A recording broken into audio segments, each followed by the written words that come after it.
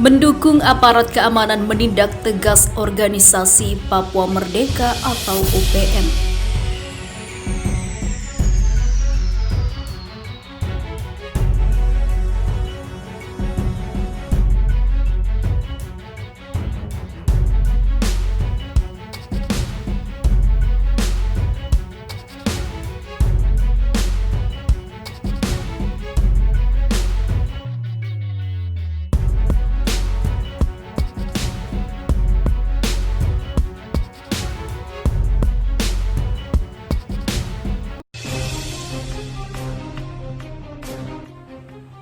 Jelang hari ulang tahun organisasi Papua Merdeka yang biasa diperingati pada 1 Desember mendatang, Polri bakal menggelar patroli besar-besaran.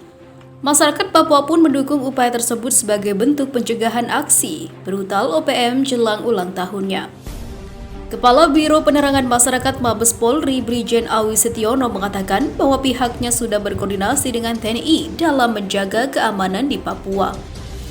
Selain itu, Polri juga akan menjalin komunikasi dengan tokoh-tokoh agama, masyarakat, dan juga suku dengan tujuan membuat situasi keamanan tetap kondusif. Dirinya tidak merinci berapa banyak personel yang dilibatkan dalam patroli keamanan jelang peringatan ulang tahun OPM. Dirinya hanya berharap agar situasi tetap kondusif di Papua, sehingga tidak ada yang berusaha melaksanakan acara-acara yang memperingati 1 Desember yang merupakan hari ulang tahun OPM. OPM sendiri merupakan organisasi yang dipelopori oleh sejumlah tokoh Papua. Mereka ingin agar Papua mendapatkan kemerdekaan dan menjadi negara sendiri untuk berpisah dari NKRI. Selama ini OPM kerap terlibat kontak senjata dengan aparat keamanan seperti TNI Polri di Papua. Hal ini pun menyebabkan beberapa warga Papua menjadi korban. Aksi seperti ini juga sudah berlangsung bertahun-tahun. Institute for Policy Analysis of Conflict melalui laporannya yang berjudul The Current Status of the Papuan Pro-Independence Movement pada tahun 2015 lalu menyebutkan bahwa tidak sedikit kelompok pecahan OPM yang berbasis di luar negeri seperti di Pasifik, Amerika Serikat, dan juga Eropa.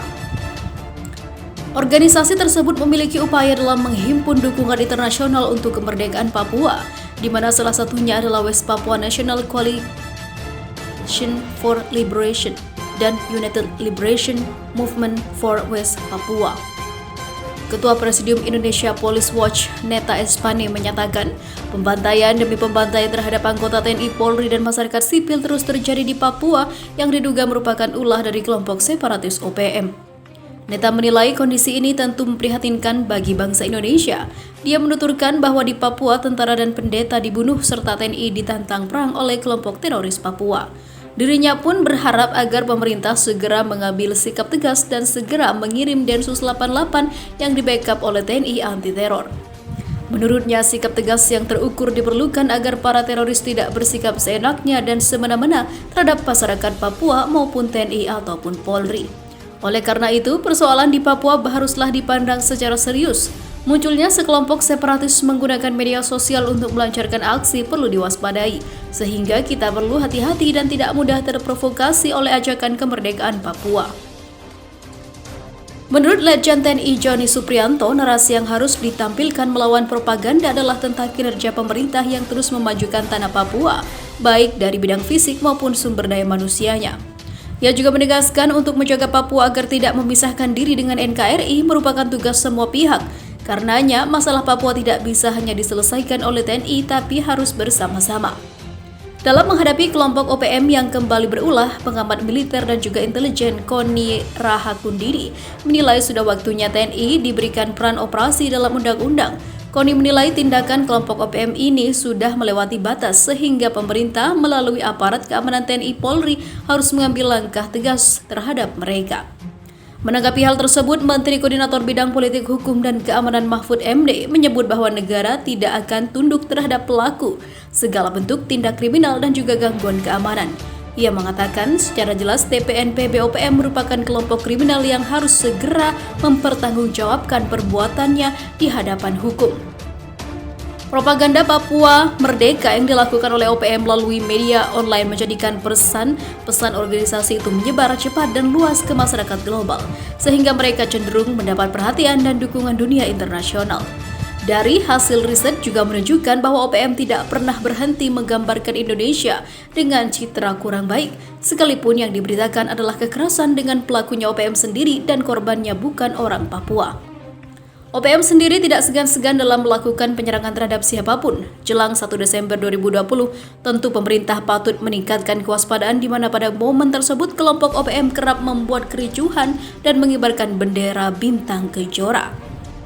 Sementara itu, heboh video OPM tantang TNI perang terbuka. Penakut silahkan pulang. Kelompok kriminal bersenjata yang diduga berasal dari organisasi Papua Merdeka kembali berbuat ulah. Kali ini dalam sebuah video yang beredar luas di jagat media sosial, para anggota OPM tersebut secara terang-terangan menantang Tentara Nasional Indonesia dan juga Polri untuk melakukan perang secara terbuka. Tampak dalam video, segerombolan orang yang terdiri dari 8 orang memberi sebuah pesan sambil menenteng senjata laras panjang. Tak jauh dari mereka, terdapat bendera bintang kejora yang dikenal sebagai panji khas milik OPM. Salah satu dari mereka mengatakan dengan tegas menantang pihak TNI datang ke sebuah daerah yang disebut Duga untuk melakukan perang secara terbuka. Tak hanya itu, bahkan ia juga menyebut instansi Polri. Jika memang berani, ia mengajak agar segera melakukan perang terbuka. Sebaliknya, bila takut, ia menginstruksikan agar hengkang dari tanah Papua. TNI datang ke Duga, kita perang terbuka. Saya dan kau, kalian semua pasukan-pasukan tentara, polisi, untuk perang terbuka di tanah Duga ini, ujar seorang pria berambut gondrong. Kalau kalian berani, datang ke sini. Kalau kalian tentara penakut, silahkan pulang, sambungnya. Dalam kesempatan itu, mereka juga memperlihatkan senjata yang ia sebut sebagai barang rampasan dari pihak TNI dan polisi yang gugur dalam tugas. Kalian sudah mati, tentara, polisi, senjatamu sudah saya dapatkan. Ini senjatamu, kalian satu persatu sudah mati, ibunya. Usai mengatakan demikian, rekan-rekannya pun bersorak-sorak sambil menembakkan senjata yang diduga sebagai hasil rampasan tersebut ke arah tanah dan udara. Video tersebut merupakan unggahan dari akun jejaring media sosial Twitter @frankfok pada Sabtu 21 November. Dalam kicauannya, ia mengkritik pihak TNI terutama Pangdam Jayakarta Majen TNI Dudung Abdurrahman yang malah mengurusi polemik di Petamburan, Kecamatan Tanah Abang, Jakarta Pusat. Ditantangin OPM di Papua malah bikin rusuh di Petamburan. Si Dungdung telah merendahkan martabat TNI, kicaunya. Meski begitu, tak diketahui lebih lanjut kapan, di mana, dan oleh siapa video itu dibuat. Namun menyita dari berbagai sumber. Sebelumnya video ini juga sempat beredar pada beberapa lalu. Diketahui sejumlah pihak, salah satu wakil ketua MPR Hidayat Nur Wahid sempat mempertanyakan ketajaman TNI yang dinilai hanya berani mengurus urusan para simpatis Front Pembela Islam. Ia pun menantang agar pihak TNI membuktikan kehebatan di tanah Papua dalam menekankan tindakan KKB atau separatis. Berulang kali aksi KKB separatis OPM ini mestinya mengingatkan TNI bahwa musuh bersama yang membahayakan NKRI adalah kelompok teroris separatis OPM. HRS atau Habib Rizik Syihab berulang menyatakan tidak musuhi pemerintah atau TNI. HRS dan FPI bisa bersama TNI bantu korban bencana. Juga selamatkan NKRI, tulis Hidayat Nur Wahid melalui akun Twitternya. Apalagi kembali KKB, kelompok separatis OPM, kembali berulah. 2 warga sipil di Ilaga, Papua mereka tembak. Aksi berulang itu secara nyata mengancam kedaulatan hukum dan ekstensi NKRI. TNI dengan Kopassusnya harusnya fokus ke sana. Buktikan kehebatan mereka atasi kelompok teroris separatis ini, sambungnya.